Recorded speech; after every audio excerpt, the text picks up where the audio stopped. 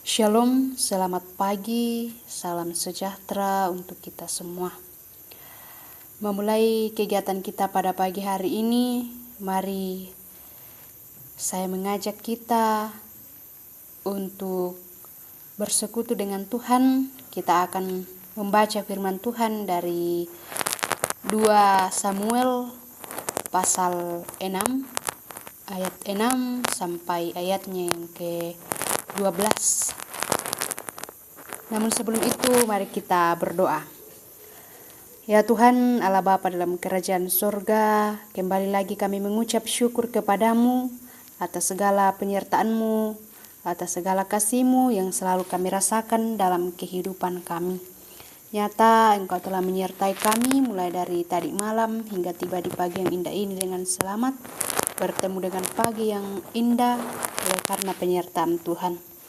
Tuhan Allah Bapa dalam kerajaan surga, kami akan membaca dan merenungkan serta mendengarkan firman-Mu.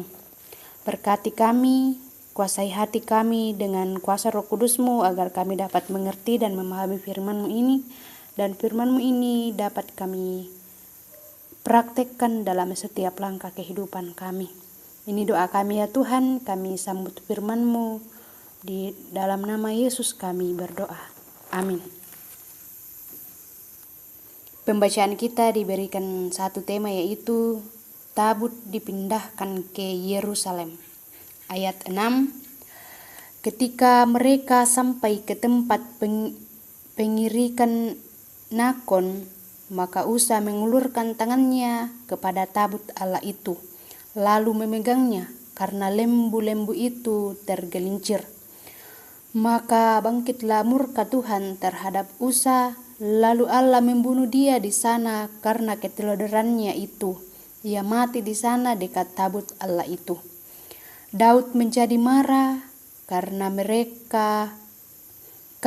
Tuhan telah menyambar Usa demikian hebatnya, maka tempat itu disebut orang Peres Usa sampai sekarang. Pada waktu itu Daud menjadi takut kepada Tuhan. Lalu katanya, "Bagaimana tabut Tuhan itu dapat sampai kepadaku?" Sebab itu Daud tidak mau memindahkan tabut Tuhan itu ke tempatnya, ke kota Daud, tetapi Daud menyimpang dan membawanya ke rumah Obed Edom, orang Gad itu. 3 bulan lamanya tabut Tuhan itu tinggal di rumah Obed Edom, orang Gad itu, dan Tuhan memberkati Obed Edom dan seisi rumahnya.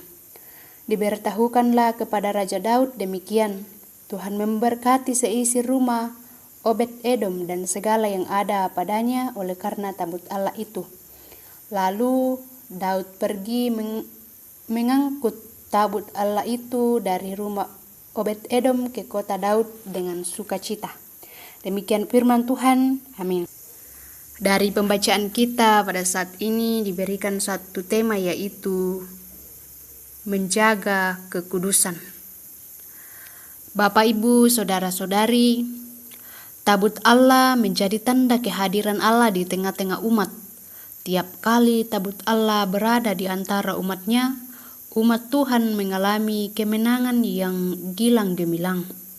Dan sebaliknya, bila berada di daerah musuh atau tempat di mana Allah tidak berkenan, maka Allah akan membuat kekacauan di daerah tersebut.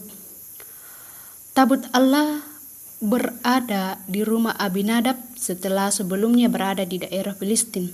Setelah Daud menjadi raja atas Israel, Daud bermaksud memindahkan ke Yerusalem dari rumah Abinadab.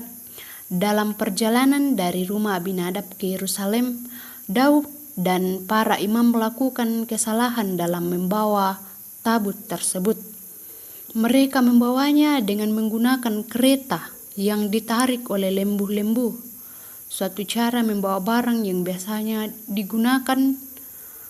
Hal ini membuat Allah marah dan Usa sebagai imam mati oleh karena ketelodorannya yang tidak menjaga kekudusan tabut Allah. Ia menyentuh tabut Allah itu, dan Daud menjadi takut dan tidak jadi membawanya ke Yerusalem, dan Allah Dan tabut Allah ditaruh di rumah Obed-Edom, dan Obed-Edom diberkati oleh Allah. Mengetahui kesalahannya dalam membawa tabut Allah, Daud mencoba kembali membawa tabut Allah dengan cara yang Allah sudah tetapkan, yaitu ditandu. Dan setiap beberapa langkah dipersembahkan korban. Tabut Allah akhirnya berhasil dipindahkan. Bapak, Ibu, saudara-saudari yang sama dikasih Tuhan, di sini kita belajar bahwa kita harus menjaga kekudusan hidup kita sehingga Allah hadir dan memberkati kita. Tabut Allah saat ini bukan lagi peti, tetapi tabut Allah yang ada saat ini adalah tubuh kita, tubuh setiap kita orang percaya.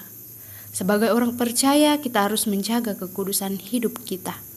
Jangan cemari dengan segala hal yang tidak berkenan di hadapan Tuhan yang dapat membuat murka Allah.